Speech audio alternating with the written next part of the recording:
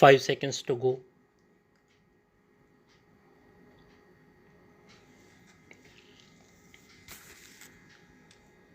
Start.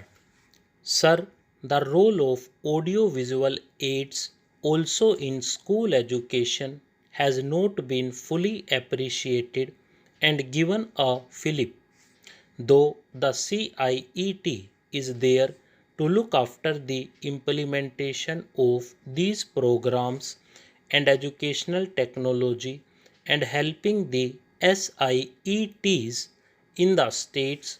Not much progress has been made, and many schools have not got the TV sets or video so far. In fact, the government of Andhra Pradesh, as the minister very well knows, has made a lot of progress in introducing audio visual aids in the schools. For classes first and second, all the lessons have been converted into video cassettes and schools have been given video sets also. The midday meal scheme is being successfully implemented by the Tamil Nadu government.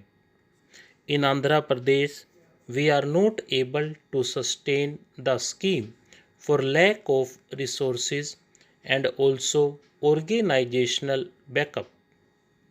About this also, the center has to take a view, and wherever possible, this should be encouraged so that retention of children in the schools will be higher. Similarly, many states are supplying uniforms and textbooks to school children. For this also, there should be a special provision in the central budget to assist the states. As I mentioned earlier, the three language formula is not working properly in the Kendriya Vidyalayas. Also, in many states, particularly in the Hindi areas, the three language formula is not functioning. In the interest of national unity and integration, we have been repeatedly stressing that the Hindi states must introduce at least one language from the non-Hindi states as a third language. Many states are doing only with Sanskrit, except the state of Haryana and one or two other states. They are not introducing the third language. Therefore, that must be done and center must act if they really want national integration to be promoted. When we come to the university and higher education, the UGC's role is now confined only to giving money grants and some recognition, but it should devote more attention to the improvement of standards and avoidance of duplication because many universities are starting courses which are duplicating other universities in the same state.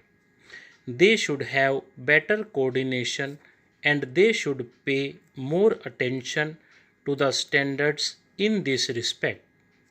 Then about university teachers' salaries, the Mehrotra Committee's recommendations are being implemented. Then one point which I would like to mention to the minister in this connection is how far the proliferation of general colleges will help in the promotion of employment opportunities because more and more educated unemployed are registering themselves in the employment exchanges and how to prevent this kind of explosive situation because general educational colleges are being opened almost every day in many places. There is no restriction on that. The state governments are also not placing proper restrictions on the opening of those colleges. In this regard, a policy should be evolved also. Also, the role of the private sector, private enterprise in running these colleges, particularly in the higher education, should also be defined. There used to be a lot of enthusiasm in the private enterprise to open colleges and run them in the past, but more and more stress is now being given to opening government colleges. That also requires a little review. Then the universities should be spared from the burden of the day to day administration, the administrative burden. They should devote more time for research and maintenance of standards, etc., in colleges. Nowadays, they are more burdened with the administrative work.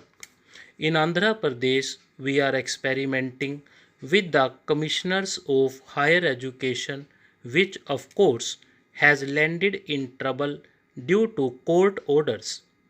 But you are going to have a national council for higher education. Therefore, similarly, the Council's task should be to save universities from the day to day administrative work. The concept of open universities should also be encouraged. In that respect, also, Andhra Pradesh has taken a lead. It was the first state to start an open university. Subsequently, you have started the Indira Gandhi Open University here. So, more and more states should be encouraged so that those who cannot attend colleges regularly can take advantage of the education offered by the open universities. Then, about rural universities, the proposal is not making headway. In reply to a parliamentary question, the minister said that the plans are still being finalized. I do not know what the snag is and why the progress is so tardy in this respect. Another area where little progress has been made is in regard to delinking of degrees from jobs. The National Policy on Education has suggested that the Department of Personnel should complete a review of the job requirements and recruitment rules to identify those jobs which can be delinked from university degrees. The Department of Personnel has not completed that task so far, and National Testing Service was to be established to advise specific tests in this regard. Stop.